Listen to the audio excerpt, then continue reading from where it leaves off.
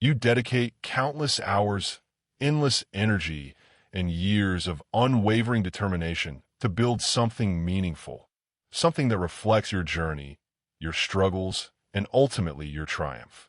Then, in what feels like a cruel twist of fate, someone attempts to demolish everything you've built.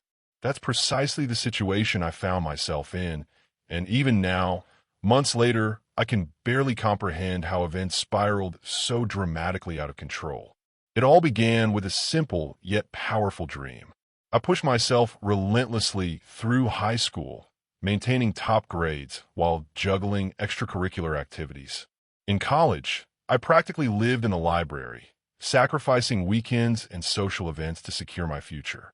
My persistence paid off when I landed an enviable position at a prominent tech company after graduation. Throughout the pandemic, I adapted to remote work, consistently exceeded expectations, and steadily climbed the corporate ladder. Finally, after years of careful saving and strategic career moves, I achieved what felt like the ultimate milestone: purchasing my own home, a testament to every sacrifice, every late night, and every calculated decision I'd made along the way. Through it all, I remained steadfastly true to myself. My hair, my meticulously maintained dreadlocks that I've nurtured for years, has always been more than just a hairstyle. It's an integral part of my cultural identity and personal expression. I wear them with dignity and self-assurance. Little did I know that this authentic expression of myself would trigger such an irrational response from my neighbor, a middle-aged white woman who embodies every stereotype of entitled prejudice. The woman I've come to refer to simply as Karen. From the very moment I began moving my belongings into my new home, her hostility was palpable. She would cast these unmistakable glances in my direction. You know exactly the type I mean. Lips pressed into a thin line of disapproval, head cocked to one side in manufactured concern, eyes methodically scanning me as if searching for imperfections, like I was some unwelcome intruder in her carefully curated world. Initially, I chose to take the high road, convincing myself that perhaps she was simply cautious about any new addition to the neighborhood, regardless of who they might be.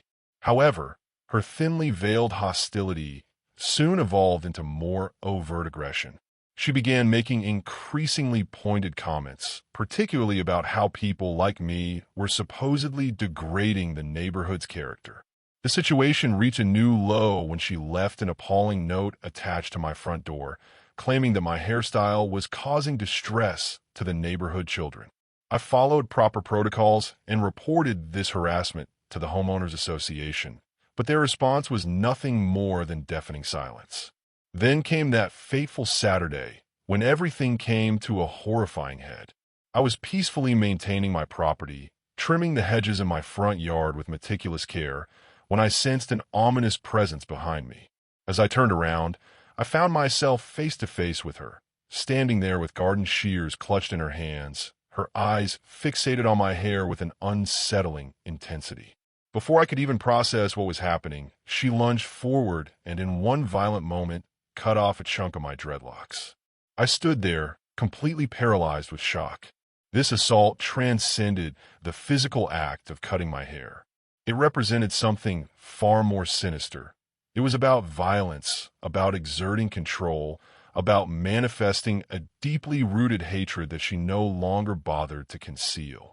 Her true colors emerged as she launched into a tirade, screaming that people like me were destroying the neighborhood's value and that I had no right to be here. My pulse raced, and though I was temporarily stunned by the sheer audacity of her actions, I quickly realized this was a moment that demanded action. Without hesitation, I contacted law enforcement. In a predictable yet shocking twist, she attempted to flip the narrative, claiming that I had been the aggressor and that she was the victim.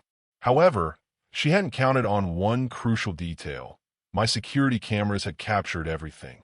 The entire incident was recorded in crystal clear detail, and several neighbors had witnessed her outburst. The police arrived quickly and arrested her immediately, charging her with both assault and racial harassment. While the legal proceedings are still ongoing, the consequences of her actions have been swift and significant. Her professional license as a real estate agent has been suspended indefinitely. Her reputation in the community lies in tatters. And perhaps most satisfyingly, the HOA has finally taken a stand, firmly supporting me after their previous pattern of inaction. What I gained wasn't merely legal vindication, it was the restoration of my peace of mind.